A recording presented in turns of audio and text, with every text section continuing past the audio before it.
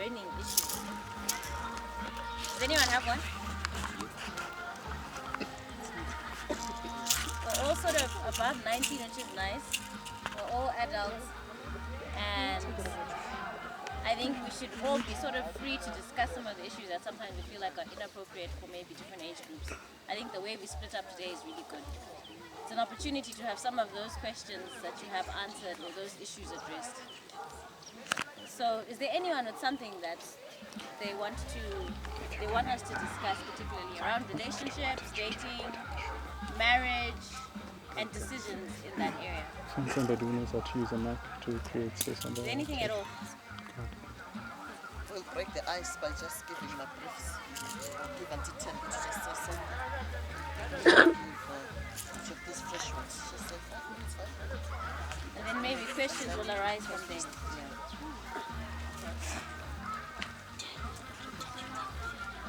Particular order. Anyone is ready. In and out of season is atrocity. What can you tell us?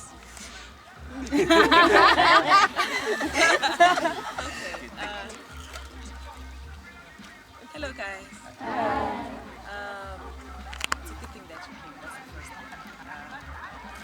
I know someone found an excuse for them not to come, but you did well. You came, and so most of you are really open, receiving the word, which is really what changes us, the word. If you open up our hearts and our spirits to hear the word and to what's important though is to use it. Like whatever you've heard today, lots of the sermons that we've heard today. Like what's important is just to take the word, run with it, and what else?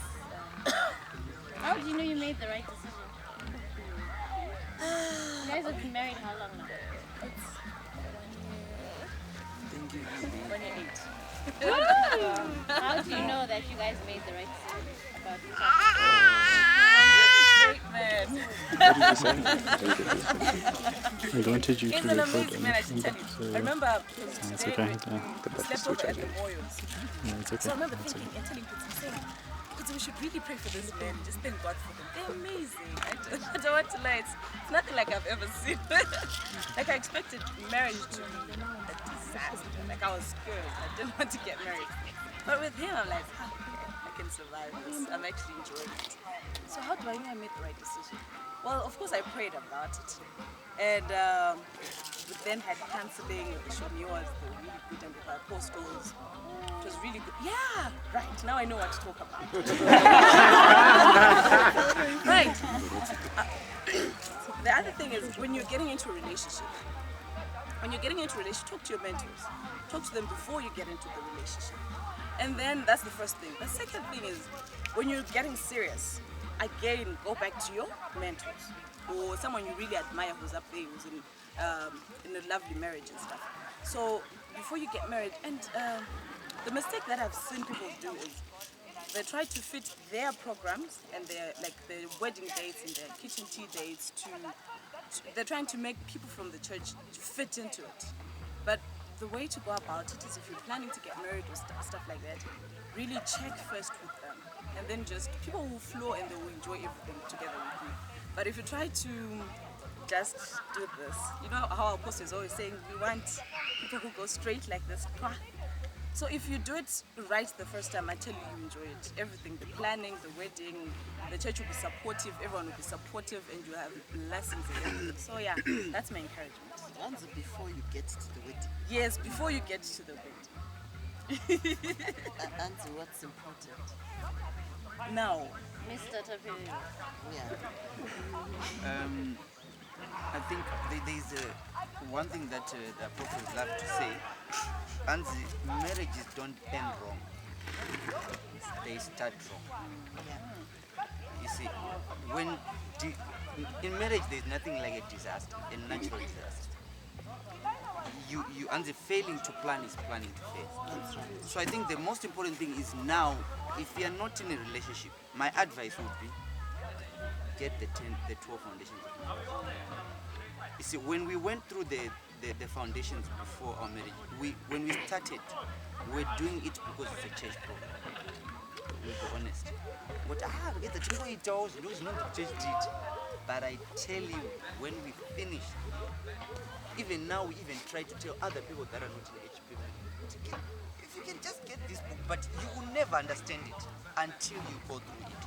So my advice is, before you even go into a relationship, read the book before you go into a relationship. And then when you're now in a relationship, before you even pay your lobola, because you might, when you go through the book, you might actually discover that's Chimira. It's serious stuff Saka, even before you go through the foundations, even before you get your lobola paid. And one important thing, one question I remember that I brought to ask us, is this the will of God for you? Is this the person that is what will keep you? When you have a conviction in your heart, it is God who wants me to be with this person. Yeah. If it's your choice, do you know when things get tough, you start thinking, because Marangasi, but if God is involved from the start, if you don't involve God, you know why many people have problems? One, they sideline God. After sidelining God, they sideline the church leaders. When things get tough now, you in the first place, discover relationship. One problem. You can't. So you're left with only yourself to solve the problem. So, number one, marriages don't end wrong. They start wrong. So start right. How do you start right? You pray. Yes. You seek the face of God. Yes. Mari, what is your will? Who is the person? Because God knew you before you were formed. And He knows the other person better. Yes. Because the church I know the actors and actresses. Yes. Hey. Zvekuti wewe vese vaya vaunoona na Denzo vanozara pasi. The main actor. So pray about it. On point. Yeah. Because God is the one who knows the person. He's the one who knows the heart of the person. So God is able to lead and to direct you to the right person. Mr. Taperera, what was your conviction moment? Was it a still small voice? Was it a moment when Fortune walked past and God is the one? Like, what was your personal moment? I had always known her. For me, my testimony. In ndakatombonetsi kana una mareshi pamungazokufunga kuti zvakazongoita. No, ndakatombonetsi kana I actually ndatomboita ma challenge nemareshi. But then I knew her from a distance. Naye wathi ndikatomboita ma disaster.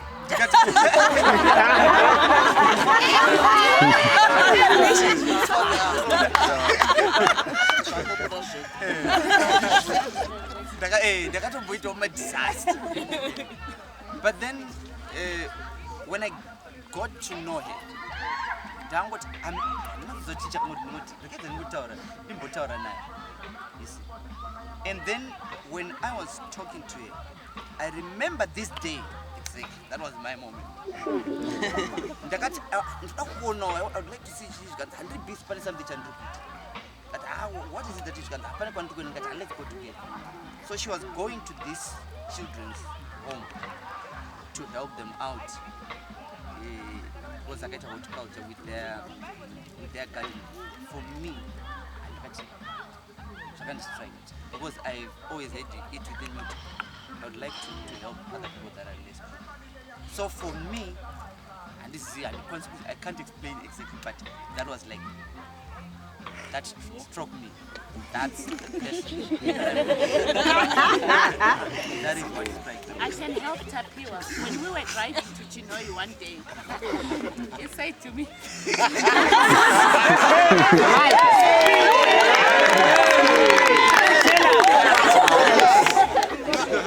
he said to me, Auntie Tembi, she's actually more mature than what I thought. She's more mature than her age. She's a stable woman. And that day I knew he had made the decision.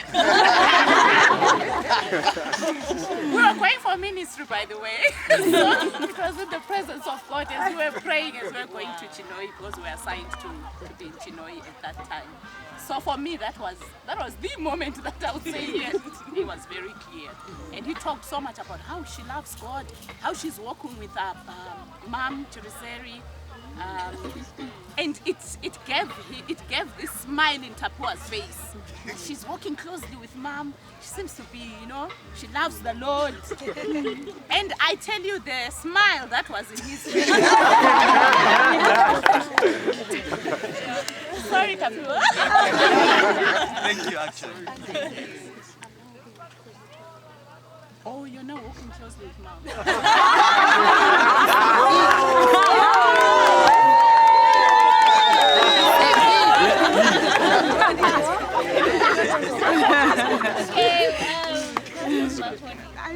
What would you want to say just quickly? And would you tell us maybe some of you guys have been married a bit longer? What are have there been any challenges that have actually made you think twice about the marriage thing? And are you free to share some of it and how you've dealt with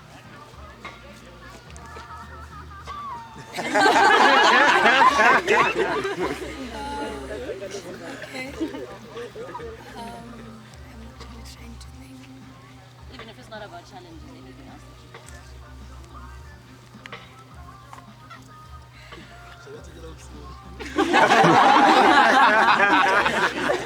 Okay, something else in mind that I was thinking to say, so now I'm trying to think again. No, you can go ahead and say that. Okay, I just wanted to say something that apostles always taught us, and they told us this even before marriage. But surely there is no happiness in marriage. There's no happiness in marriage. And I realized one thing with experience at Bindura, when I'm teaching the ladies and the girls, young girls like you, is most of the times people, when they're going through challenges at home, maybe things are hard and all, the first things that most girls think is, if I just get married, then I'll be fine. So I cannot in a marriage because they are looking for happiness in the marriage. But one thing that I learned from that was, which helped me also in my marriage, which makes it difficult for me to find those times that I would say, I felt like I want out. It was because I knew I had to play my part to input something into our marriage. If I wanted joy into that marriage, I had to put joy into the marriage. If I wanted to be loved, I would put love into the marriage. I would buy him birthday cards and presents. I think for 10 years, even way before we were married, I would buy him. I would remember his birthday every year, and I would buy him, and he would forget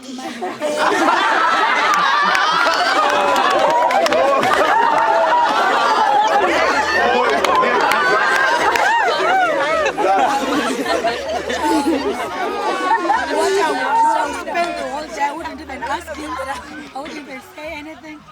Then I would go in the evening. Were you in a relationship? Yes, when we started the relationship. I mean, it was spilling into the marriage. We were still forgetting. I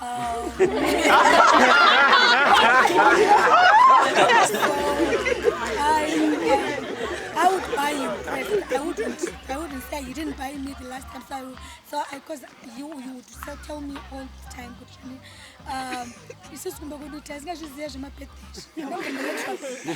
so I just understood him. Maybe he doesn't know. So when the apostle taught us about there's no happiness in marriage, sometimes you know about it.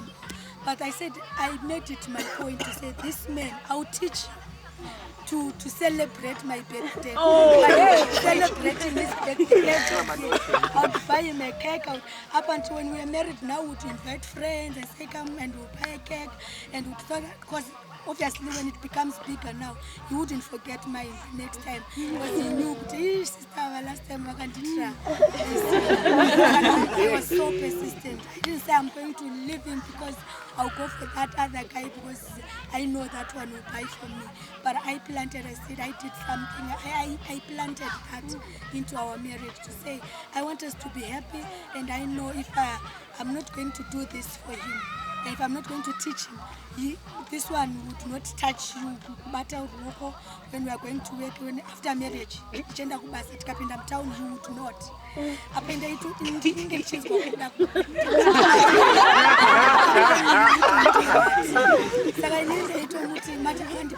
sometimes you know when you are new chiri kutanga marriage aindiperekeza tisina mota nekombi kuenda kubasa osvika kunondipinza mukombi yangu yekubasa kwedu ndaipata mubata ndivona kuti and everyone would be like, oh yeah, you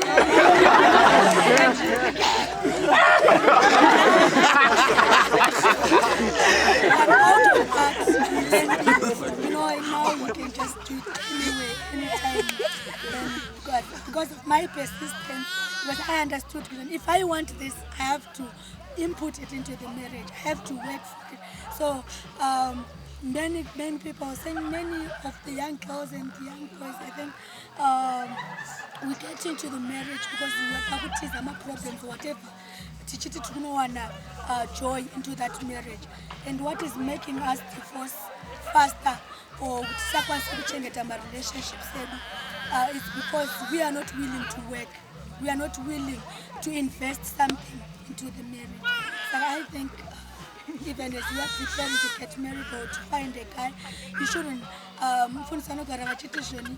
unoda munhu akapolishwa kuti aroda akapolishwa nani iwe rako rinozeta rechi, and it's like you need also to input something. Apostle anogara chitu that whenever somebody comes in kana ukautora mwana wewarisi, by the time yamunozosvika kanti pakufa, that person should be better than where you found them zvavanga vari before.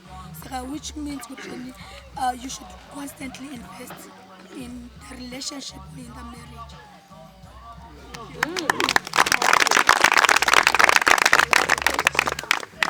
You said you learned from the apostles that there is no happiness in marriage. What is in marriage then? There is nothing in marriage. You come with when you come into the marriage, you are going to input. If you want joy, you input joy into the marriage. If you want happiness, you input happiness. And the two of you are inputting things into that marriage. Because if every marriage was meant to be the same, but whatever we see in marriages is the inputs that we put into that marriage, which brings out the results of that marriage. The reason why you say I admire that marriage is because they inputted something. Someone I will just go there and don't know as long as it can effort and input so that thing will be as blooming as it is.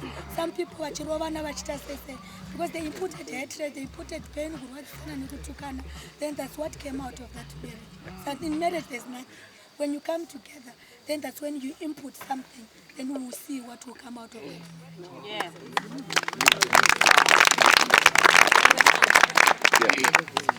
So maybe someone after hearing this would say, wow,